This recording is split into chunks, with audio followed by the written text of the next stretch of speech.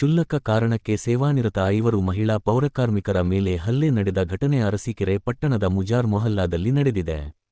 ಹಲ್ಲೆಗೊಳಗಾದ ಲತಾ, ಕಲಾವತಿ, ಪಾರ್ವತಮ್ಮ, ಅನುರಾಧ ಮತ್ತು ವೆಂಕಟಲಕ್ಷ್ಮಿ ಅವರಿಗೆ ಗಾಯಗಳಾಗಿದ್ದು ತಾಲ್ಲೂಕು ಆಸ್ಪತ್ರೆಗೆ ದಾಖಲಾಗಿದ್ದಾರೆ.